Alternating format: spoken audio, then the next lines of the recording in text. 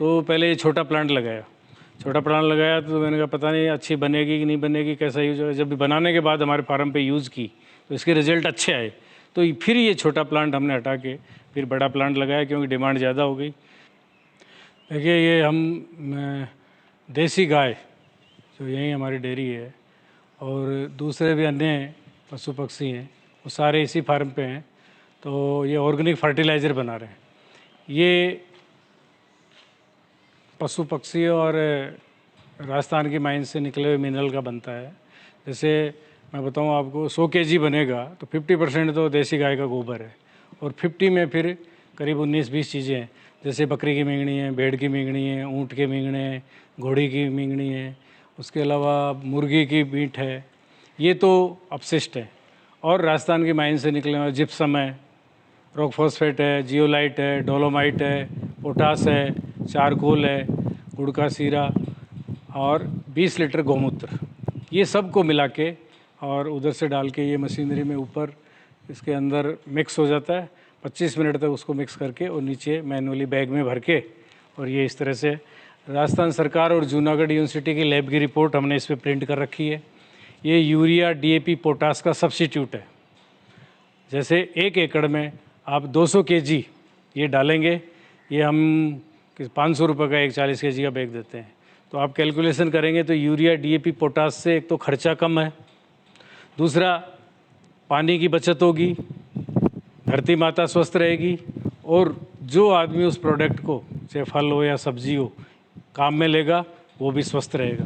तो कितनी तरह के फ़ायदे हैं सर। जैसे कि ये एक तो होता है केचुआ खाद, तो ये इसको ये उससे कैसे अलग है? मतलब केचुआ खाद तो सिर्फ एक गोबर का रिफाइंड ही है, उसमें 3-4 तत्व होते हैं। इसके हमारे 13 से 16 तत्व हैं जो लैब की रिपोर्ट कह रही है, क्योंकि उसमें हम सारी चीज़ें मिला रहे हैं। और अगर किसान के पहली साल, जो कोई 10-15 साल से यूरिया, डीएपी यूज़ कर रहा है, पहली साल हो सकता है, मैं मानता हूँ कि 1-2 साल थोड़ी सी पैदावार कम हो सकती है, क्योंकि उतना जहर डाल डाल के मिट्टी और पानी को ख़राब कर रखा है। लेकिन तीसरे साल में पैदावार उतनी होगी, चौथे साल के बाद बढ़ेगी पैदावार, घटेगी नहीं। तो इसका हर तरह से फ़ायदा ही फ़ायदा है। तो मैं यहाँ मेरे फार्म पे पूरा यही यूज़ कर रहा हूँ। आसपास के किसानों को जिसको 2-3 साल से दे रहे हैं वो रिपीट हो रहे हैं, और अब तो ये राजस्थान से बाहर भी निकल गया है, हरियाणा है, असम तक जा रहा है। तो इसकी अच्छी रेस्पॉन्स मिल रहा है। तो मैं किसान भाई भी अगर कोई छोटा प्लांट लगाना चाहे, देसी गाय की डेयरी है उसका बनाना चाहे, तो उसकी हम हेल्प भी करते हैं। तो अब भारत सरकार, राजस्थान सरकार आजकल सब ये कह रहे हैं कि जैविक पैदा करो, जैविक खेती करो, जैविक खेती। अब बिना देसी गाय के जैविक खेती हो नहीं सकती, और अकेले आप केंचुए की खाद या दूसरी चीज़ों से पूरी खेती नहीं हो सकती। इसलिए इस तरह का संपूर्ण एक खाद जो यूरिया, डीएपी, पोटास का सब्स्टिट्यूट होगा, तभी आप 100% जैविक खेती कर सकते हैं और लाभ कमा सकते हैं। सर, इसमें जो आपकी मशीनरी है, कुछ मशीनरी आगे पीछे इधर है छोटे वाली, कुछ बड़ी है, तो ये दोनों का काम कैसे कैसे अलग है, क्या क्या काम है? देखिए, पहले जब हमने सोचा कि इस तरह की ज़रूरत है, जैविक खेती की खाद बनाए, इस तरह बनाया जा सकता है, तो पहले ये छोटा प्लांट लगाया।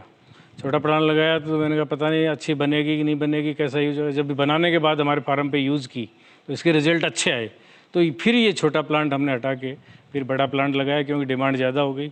सीज़न के ऊपर तो डेली 10-12 टन सेल होती है, इसलिए बड़ा प्लांट लगा के और हम डेली 10-12 टन तक दोनों मशीनरी चला के एक दिन में बना सकते हैं, इसलिए ये बड़ा प्लांट बाद में लगाया। उसके अलावा गौमूत्र से लिक्विड भी हम हर्बल लिक्विड बना रहे हैं।